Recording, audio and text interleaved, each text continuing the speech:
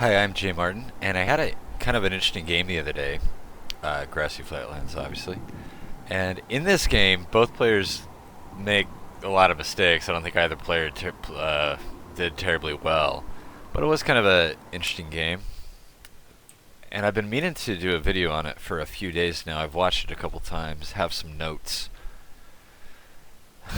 And what was weird is I wrote the notes for it, and then I watched the replay, but from my opponent's perspective, way over here. And I was like, I wonder if what I wrote was really that relevant. But we'll see. Let's see if I can get this guy to spawn here. Start moving the camera line. Okay. Alright, so here's my opponent. So first of all, I have kind of a more standard thing. We both have 5 volts. I have 5 shooter cav or 5 lighter cav. My opponent starts really narrow, or a couple things. He starts really narrow, and he's never really able to break out of this. So this kind of comes a feature later in the game. I'll try to mention that when that happens. The other interesting thing is he has a Grenadier Cheval here. There's a Lancer, and then another heavy cav unit here with a light cav. So there's 2 heavy cav, right? The heavy cav don't get used that much in general, and they certainly don't get used much on Grassy. What these units are really good at is they have super high morale, and they're really good at cracking infantry. So if you're ever going to use them, you're going to use them in like a 3v3 game where you really just need to frontally charge some infantry. But they don't get used much on Grassy, A, because they're expensive and there's a general bias to bringing 20 units. And you notice this guy only has 18 because he had to pay for the heavy cav. And he does have some elites down here, Young Guard and Old Guard. So the decision to bring the heavy cav results in him only having 18 units, which results in him being kind of narrow, I think is the theme of the game. Or it's going to determine some outcomes. And also generally you can see that his cav is moving out to the flanks, and to be fair, I'm going to wind up doing the same thing with mine. The reason for that is there's 10 volts in the field. I think it's reasonable to assume that there's going to be at least one line of stakes, or both players are probably going to bring stakes, which is inherently going to force your cav out onto the flank, which I think is better for the light shooter cav, which can move around and cause damage on their own. But the lancers and the heavy cav certainly are better as complements to an infantry assault, right? Use the lancers to get your opponent in square. Maybe the heavy cav can chew through some infantry on its own. We're actually going to see that later. But I would say in general, if you're going to be flying around Grassy with your cav on the flanks, you'd prefer to have shooter cav. Alright, so we're deploying, right? He's still really narrow. Now both players make a decision here. We just run our volts up in front of each other. And what we're functionally doing is we're both just kind of wiping those off the board. Like, in math, that you just divide both sides by 2 or something. We're virtually saying is, hey, how about we just have a gentleman's agreement to not bring lights at all by way of just running them up and shooting them at each other. This is probably not great gameplay. Like, one of us should probably both of us should be probably trying to find a way to use our lights to an advantage. But that's really hard because if you move one of yours over there, then you're going to lose here. So I'm sure there's a better solution to this, and that probably involves advancing infantry further up the flank for me. But for the time being, what happens in the game is both players just kind of say, yeah, this is cool. And I'm kind of okay with that for 2 big reasons. The first is I have more units than him. I brought 20 units to the game. He only has 18. So if we do the math, 15 to 13 is a marginally better ratio than 20 to 18, right? Again, like a virtual unit in the trade-off there. And kind of the second thing is that I think that my army is more nimble because I have the lighter shooter cav. So if I can open up space on the board, kind of like the same reason a queen gets stronger in chess as pawns die and the board kind of opens up. If more pieces come off the board, I think that my cav becomes a little more powerful, is the idea. So here my blue dots are moving up the flank. Notice he's still real narrow. Now he's trying to move out here. And 2 cav units are squirting around the side. By this point, I've committed 4 shooter cav to this flank, and the last one is over there. So 1 cav unit here. And what you have is 5 infantry on the right. One of them's a militia going against Fusilier, Young Guard, Young Guard. And on the left, it's going to be just 2 infantry, Polish, and a Young Guard. So back to the 20 units versus 18 units theme. I definitely have an advantage on this guy here because I'm going to have a 3v2, and then let's call that a 4.5 versus 3. Of course, every time the real, 8-ball, magic 8-ball that you never really know what's going to happen is what his Cav's going to do. Now, at this point in the game, I make a big mistake. Let's look at it from his perspective.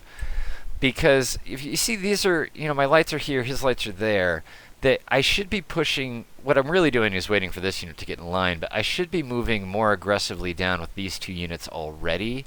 And I'm kind of doing kind of a noob behavior where you wait for everybody to get in line. And the same thing is happening here. Like, this unit should be crashing into the flank of his Volt right there. I think what I was thinking is I was still a little nervous about what his Cav was going to do, because he has 4 fairly strong Cav units that are coming around my flank, and I have to balance defense with them with offense, what I want to do.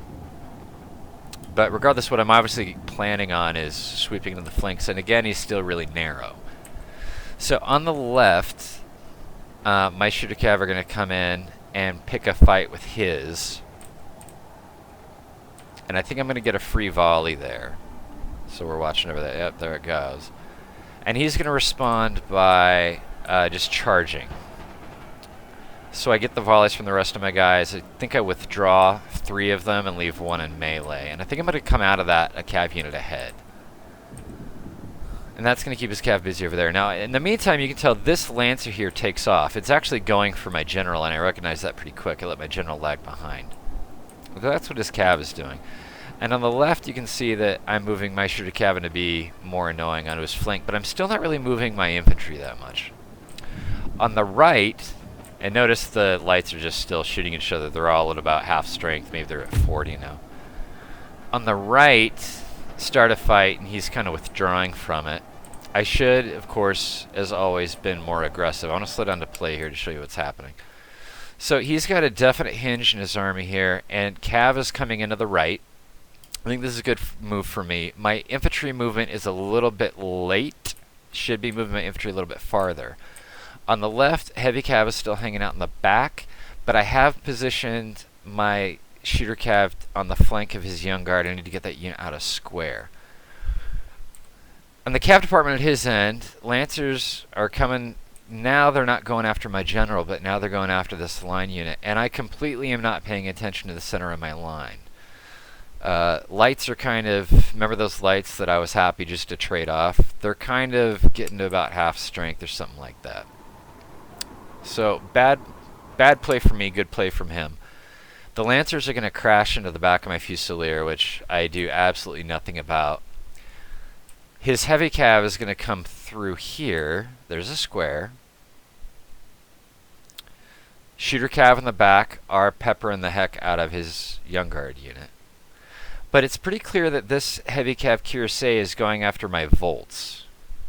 Alright? This is kind of a big deal. Because, if we pause the game, on the left side, it looks like I should carry this pretty well. That's my Chasseur Cheval, which went to shoot at his general a little bit. But, I have a couple Old Guard here. Going up against non-Old Guard infantry, so I should carry this flank pretty well. And it's a similar story over here, but mostly because I've just got way more resources than him. I've got 7 units basically taking on 2. There is an Old Guard of his that's going to get in the game here. But he makes this play, Lancers into the back of this Fusilier, and luckily I ran a couple of his Volts right there just from a natural fire. His Cuirassier gets caught up a little bit into my general. Here comes his big Grenadier Cheval. So his Lancers have routed my Fusilier unit here. There's like 3 things going on here. Grenadier Cheval into the back of my Old Guard, which you can see I do hit square a little late. And then his other heavy Cav goes into my Volt here. Now, this is the entire center of my line. Lancers come back. And you're going to watch like the entire center of my line go. So like all of my volts in the line unit that I had are going to disappear. All right, this is happening. That's bad. All right, so what's going on in the middle? On the right flank, it looks like I've got this, right flank. I've got this guy pretty good. And on the left side, I'm definitely carrying a huge advantage. Now, if we go back to him deploying narrow, the reason this becomes a problem in the next few minutes is that he doesn't have anywhere to withdraw to because he's in a U. So if these 3 units wanted to withdraw, all they can do is withdraw to the back of these guys, if that makes sense. They can't withdraw down the map because my cav is blocking them now. So all of his line units are kind of trapped in this pocket here. Now, if he had deployed earlier in the game on, an east-west axis or the x-axis, then he could just retreat straight back, right? It would be a lot harder for me to get on his flank like this. But because he deployed so narrow in the early stages of the game, that kind of snowballed into a scenario where all of his units are trapped in the middle. Now, of course, we have to balance that against the fact that my center is about to disappear. But his line is about to all of a sudden be 2 parallels here and me pushing in from the outside. The reason this benefits me or gives me the advantage is I can always withdraw if I want to. I can move this way or I can come back this way. But he can only move that way if it happens to be going in my favor. So at this point, let's just assume that my center disappears, and I'm going to change the orientation to what this guy's looking at. So here's him, and here's him. And right about this time, I believe I finally start getting my line in the game here. And I start collapsing.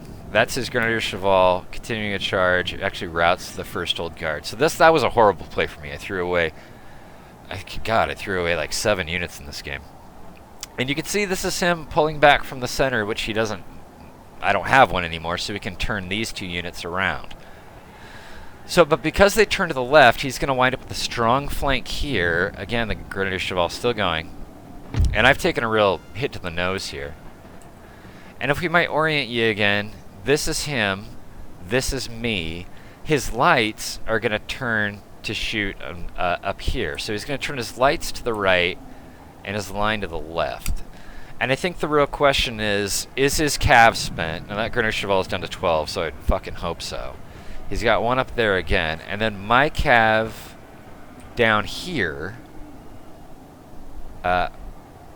is going to turn into de facto hussars because I think they're mostly out of ammo. And it's about time for me to start routing some infantry. And this is the big line here. Here's this less Lancer coming in. He's going to run into a square. This is the relevant part if you're going to say, like, man, I almost threw the game by giving me the center. The remains of the center are these 3 volts here. So let's see what kind of effect they have in the game. The right side is looking pretty good because I just routed his Polish with my Lancers. And the last fight on the right is really this old guard right here. It's kind of the last fight on the right. Now on the left, this is going to be a little harder proposition. It's kind of like 4v, I don't know, let's call that 5. Here comes a big heavy cav charge again into an old guard. Looks like I might throw this. No, I actually square. The problem is I'm getting shot at. And then I clean up the remains of his volts with a cav unit up here. So what wound up coming out of the center, these volts, I'm actually able to kind of clean up. And you can see he just goes from melee, presumably because he's out of ammo. And this is his old guard. So pause. So that was his left, and his right has just disappeared, which means that I'm going to be able to sandwich him, come in this direction. Now, I think the balance of forces here are arguably kind of even. They probably favor me a little bit. Yeah, if you look at that, I favor it just a little bit. But what's going to happen is because of him deploying real narrow and having 2 parallel lines, is I'm automatically, by winning this side, going to wind up on his rear, which I think makes the game unwinnable. So if we go back to the beginning where he deployed real narrow and then wound up, I moved pretty aggressively to force him into the U shape. The next step of that was him being in 2 parallel lines with their backs facing each other. Once I was able to push one side through, that meant that I was naturally going to be on his flank, and it left him with very, very little room to maneuver. And this game is all about maneuver, and I think that wins the game. Despite the horrendous amount of mistakes that were made from me The bigger positioning meta issue of having his two lines back to back, I think, is what decides the issue. And I guess I was talking to the guy after the game. His name was Teeter Tots or Tiki Tots. Anyway, he was really nice. We talked after the game.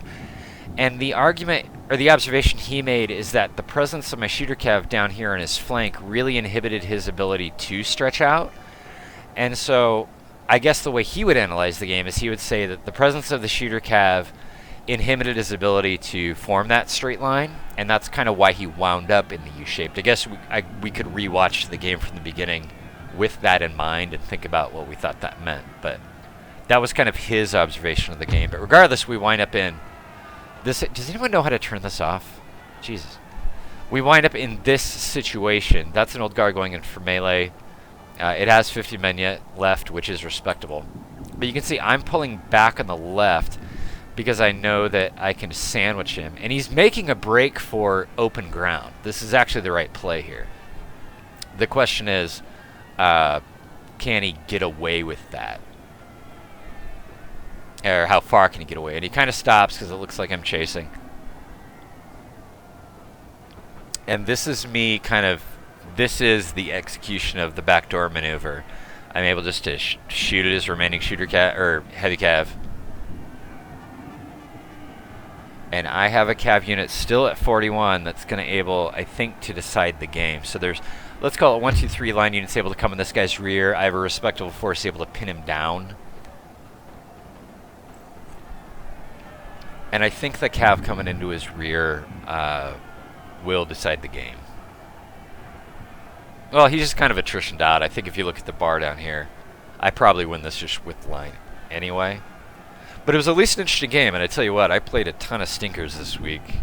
Just so many people who quit early, red line campers. One guy was actually super proud. I mean, he lost, but he was like, I think I'm going to do this more often. Or something. I was like, alright, cool. But anyway, that was the game. I think he turns that unit around. And I think at this point, you notice we kind of both stop moving. I think we actually start typing to each other at this point, saying good game and all that. And it really was an interesting game. Again, neither player played terribly well, but I think kind of our relative skill levels, it wound up, you know, two bad players face off, you're still going to have a pretty good game, right? So anyway, that is what happening. I thought the real big picture of him deploying too narrow wound up with him not having a lot of options in the late game was an interesting feature. Yeah, and that's it. I'm gonna let you see the kill screen or whatever.